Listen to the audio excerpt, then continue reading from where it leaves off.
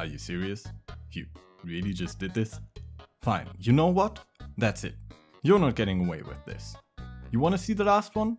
You wanna see me suffer more than ever before? Then make me. I dare you. Make me create how to use Onslaught. 5,000 likes. Literally every single person, yes, you, I'm talking to you, would have to like this video. I know it's impossible, that's why I bet my sanity on it.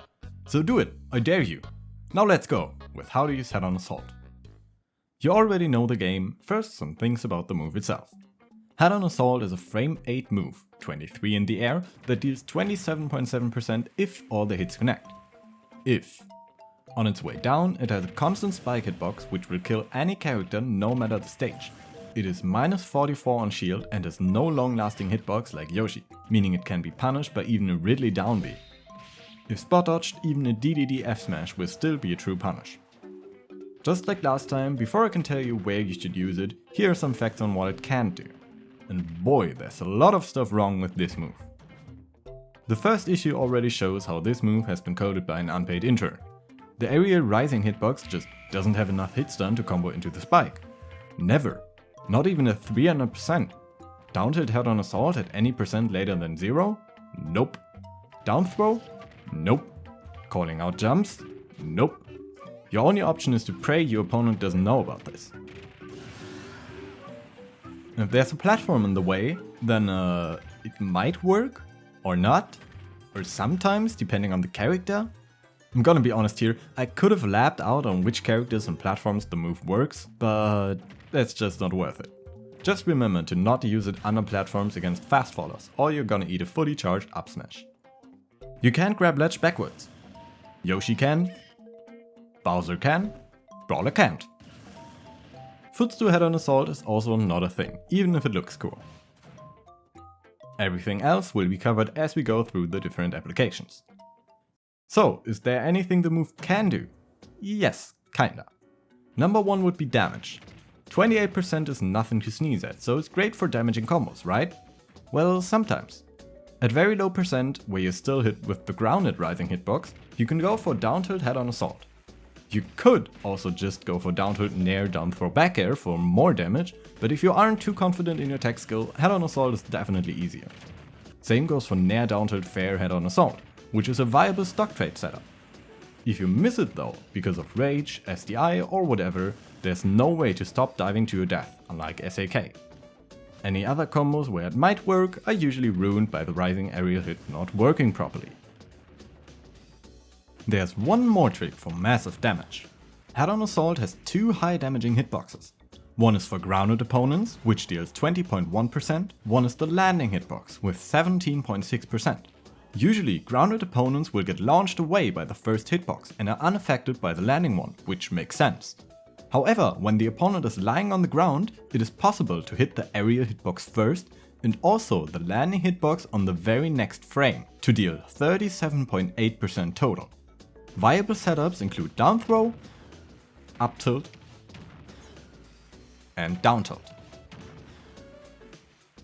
Shieldbreaks. While Head-on Assault doesn't break shield on its own, again, unlike Yoshi or Bowser down B, it still does heavy shield damage. In fact, a strong neutral air into Head-on Assault will be enough to break a shield, and can kind of be conditioned by going for nair into jab, which incentivizes hold and shield. It can also cover jumps out of shield, again if they don't air dodge in between, and will trade with a shield grab attempt if the neutral air has been landed almost perfectly. The problem with this setup is that the opponent can always simply spot dodge before the falling hit comes out. Compared to Yoshi, Head-on Assault is very slow and reactable, meaning spot dodges in time are very realistic.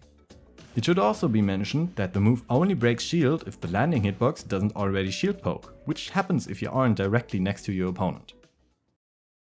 Head-on Assault for killing. A move that does 28% must be insanely strong, right? Well, the answer again is kinda. When close to ledge, kill percents can go down to a reasonable range. If the opponent has the possibility of DIing straight away though, the move won't kill until after 150%. But there are some tricks. While rising with the first hit, Brawler can slightly change his position to the left or right. While it sometimes just makes the move miss or not work properly, it can also be used to cross up the opponent and make them DI in the wrong direction. Alternatively, you can bet on slow reactions and go for head-on assault as a landing mix-up, right above their shield. Opponents might expect you to land with neutral air, release their shield and get hit by a slow head-on assault. The last point will cover kill setups off stage. As mentioned before, there are a few stock trade methods like down tilt, neutral air, forward air, and even funny stuff like down air head-on assault. In most cases, the opponent will also die before you, with the chance being higher the closer you are to them while falling. In any case, no matter the stage or character, the opponent will always die no matter the amount of hits. This means that edgeguarding with reverse head-on assault can be viable in some matchups. The move can even trade with certain recoveries if you're lucky, similar to SAK. So that's it for how to use head-on assault. But before you click away, one more thing. On my Twitter I have created a compilation of known bugs and unintended mechanics for Mii Brawler, like the rising hit of head-on assault not working in a lot of cases. It would be really awesome if we as the Mii community could reach out to Nintendo support via Twitter or their website and raise awareness for these issues. Just to be clear, I am not asking for buffs. I want Nintendo to take us seriously and simply let them know about these obviously unintended bugs. I'll link the tweet in their support website in the description. With that said, thank you for watching and until the next video.